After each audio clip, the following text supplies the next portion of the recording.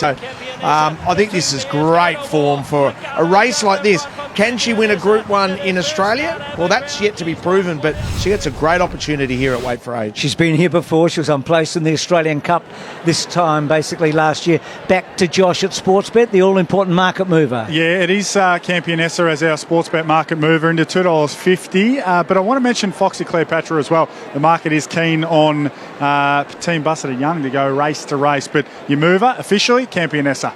So Campionessa from New Zealand, the market mover here. So Gold Trip, what are you expecting, Richo? Well, I'm expecting that he will get back and rattle home impressively and maybe, well, for anyone who's following my top selection in Campionessa, hopefully run out of ground, because I think she might just have a little acceleration phase that maybe he doesn't.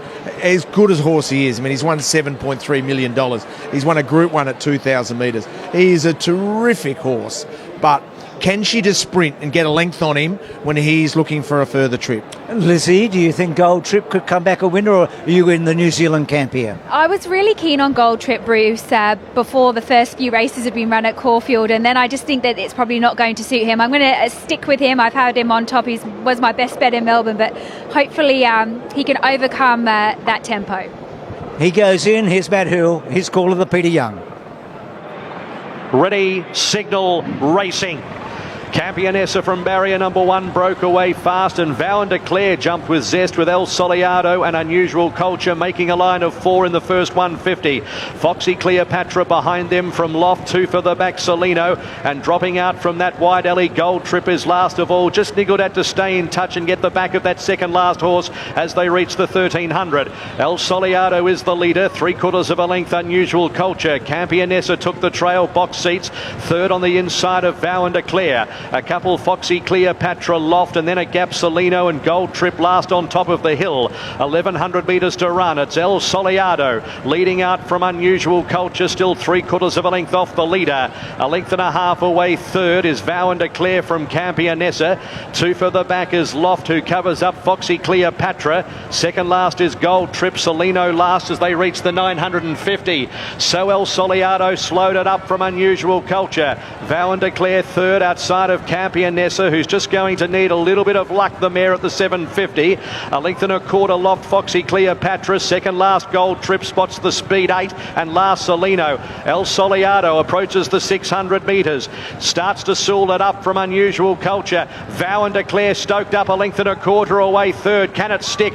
Campionessa needs to edge off the fence at some point. They were followed by Foxy Cleopatra. Gold Trip still second last. El Soleado under the whip, joined and headed by Unusual Culture at the 300. Campionessa's getting through. Then Vow and Declare, Foxy Cleopatra, and Gold Trip starting to launch. Unusual Culture at the 200. Campionessa trying to pick it up from Vow and Declare, and Gold Trip late. Campionessa, 100 to go. Vow and Declare sticking with her. Vow and Declare and Campionessa. It's a head bobber. Campionessa, Vow and Declare photo. Gold Trip, Unusual Culture behind them from El Soleado.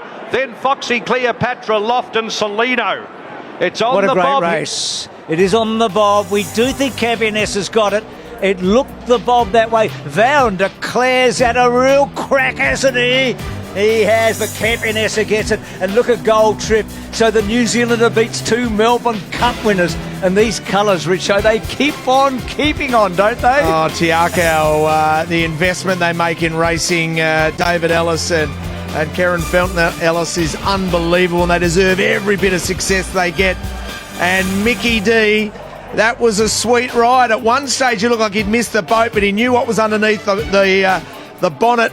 And the beauty of her is she just had that little acceleration phase that she could just sprint quickly. And Vow and Declare and Gold Trip were more grinding, but by gee, they grinded superbly.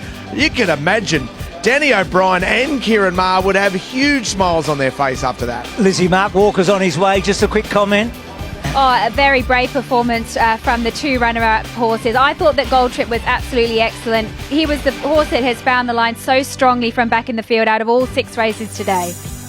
No, it's a fair comment. It was an absolute thriller. 20 horses that have won this race are in the Hall of Fame. It's the old St George, the Peter Young. It's been a great race, 124th running. You look at the absolute list of horses headed by Far Lap. Mark Walker's about to come in. It's an absolute pleasure to have a chat to him today on this remarkable race. So, Mark, 2 Melbourne Cup winners behind you. It felt big today, didn't it?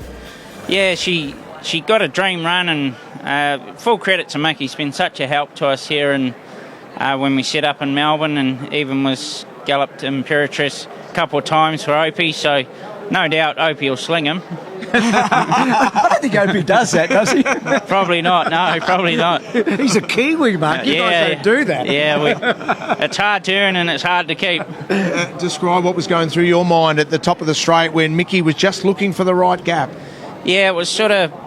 Mick even said, gee, I might even end up leading today, and I said, oh, if you do, just go slow, but he summed it up well, and full credit to the mare. She only got here Wednesday night, so she hasn't been here long. Wow. And do you march on to an Australian Cup at 2,000 metres, or do you keep under that 2,000 metre range?